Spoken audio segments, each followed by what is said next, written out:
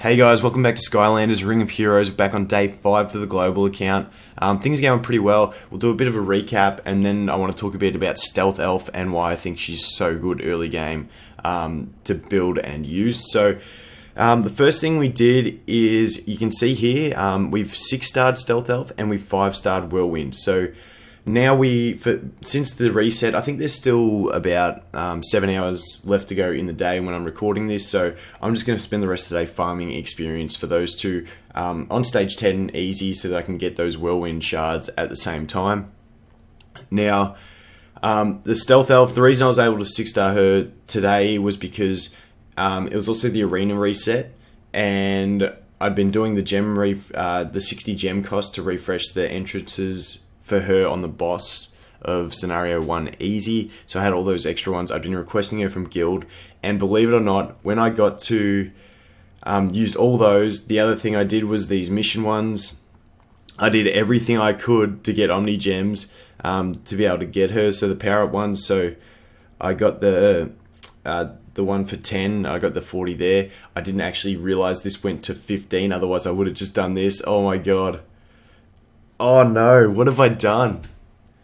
You'll understand this when you see it. So, because the green one stopped at 10, I just collected the achievement for getting 10 3-stars maxed and didn't think it went any further. But it goes to 15 and I could have had another 40 Omni Gems. Okay, this is why that was silly. I was 4 short and I ended up summoning in the event summon, something I hate doing. I don't summon that much. I like saving my gems. I ended up doing the life summon to get the 3-star, to try and get the 3-star Stealth Elf. I missed it. I got Flash Wing. I hit the change. So for those that don't know, this is actually another good tip if you're searching for, if you've got a Nat 5 that you only need like 5 shards of or something like that. If you do get one of these summons as a ticket, or you do want to spend gems on them, you can target the element. If you don't get the unit you're looking for, you can select any unit that you summoned and it will swap it for a different unit of the same star value that falls into those summons. So what happened with me is I got a 3-star Flash Wing, which is Earth. I click swap and it turned into Stealth Elf. So rip me for doing those summons, but that is something to definitely look at if you're like a few short of a unit. We did get one of the purple tickets, so the purple tickets are what apply to these summons, and we did get one from the event, so that's just something to think about. But yeah, rip, that sucks. But yeah, anyway, I managed to get her 6-star, so I'm really happy with that, because now I can grind out those levels whilst I'm farming the shards for Whirlwind. The other thing is, I said like arena, we got the arena reset, so I managed to get the arena shop tokens again. I think we ended up finishing 4th in arena for the week, which I was really happy with. I wasn't really pushing for rating, and I accept that that's probably going to be the best result I'll have for a long time until we get to really end game. I might try and push again, but now there are some people that you can see have spent a bit of money, and they just basically get the head start early. They can have those top positions on the ladder. I'm happy to progress and work on my free-to-play units, and then eventually have a crack again. So that was the arena. As for Mirage Tower, we got to 43. I literally just grinded to 43 so that I could get that scroll and have another go for Stealth Elf. I was doing everything I could. I could probably go a bit further, but I'll just wait and sit it out and wait till a quest points me there.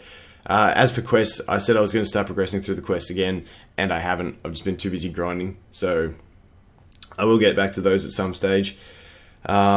But yeah, besides that, it's literally been just sitting in the shrine. I did a couple of B7 runs. When I say a couple, I did probably 50 runs, and I got another couple 6-stars. No, one 6-star, but it ended up being a block rate, so that wasn't the best. But yeah, besides that, that's pretty much the progress for the day. What my plan is to keep grinding those Whirlwind shards and experience. Once I get these 2 guys to max level, then I'm going to swap over my best rune set at the moment, which is on Stormblade, put it onto Stealth Elf. I might try it on Stormblade first and see what happens, And then I really want to have a crack at B8, find out how far away I am, and then go back to grinding B7 for runes and try and get those upgrades. Because as you can see, my runes are still fairly average down here. Still got the 4 stars. I'd love to get a 6-star drop for this top slot as well.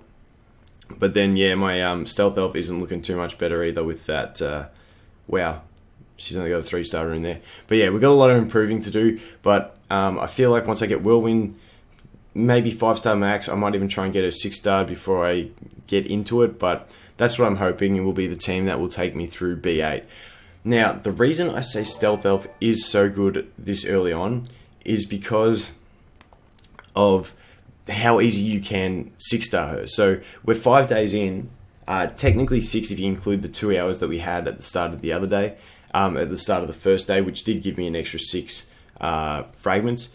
But other things that can speed it up if you get her in Realm of Souls, which I didn't, stuff like that. But for a unit that's a natural 3-star and she actually has really good damage, we'll talk about her skills in a second, for the fact that you can power her up and get her to 6-star so early in the game as free to play is really awesome. We'll check out her skills because there's a few ways you can use her. You've got the main one I use is using skill 1 and skill 2. So her first attack is just a basic active attack, cast poison. It costs 2 mana and 18-second cooldown. I never really land the poison with it. I don't really see it happen that much because you need to crit for it. And right now I'm not built on a crit build. This skill is the skill that she really makes her known. So slashes the enemy twice, rampage attacks all enemies with a bonus hit when a crit lands. Now that AoE is actually really handy on a lot of different niche scenarios. Something like, I think it's Mirage Tower, what is it, Mirage Tower 30, where you've got the chest that heals. If you just damage those other ones a little bit, the like minion chests a little bit, then he'll heal them. So this is good for proccing that while still doing damage on the boss. Luminous on 710, you've got that chance to proc AoE and hit both the crystals. Same with the boss on 910. So it has a lot of niche uses. And if you really do need that crit early game and you don't have the crit rate, you can always opt for the stealth ability and you can go stealth. And when you manual it, you just use stealth straight into this second skill, so you can't get brought out of stealth with AoEs and stuff like that. Now, the reason I say use the stealth, if you didn't know, while in stealth, you get 50% extra crit rate and 50% extra dodge. So using stealth straight into that skill 2 will more often than not give you that critical hit with the stealth elf.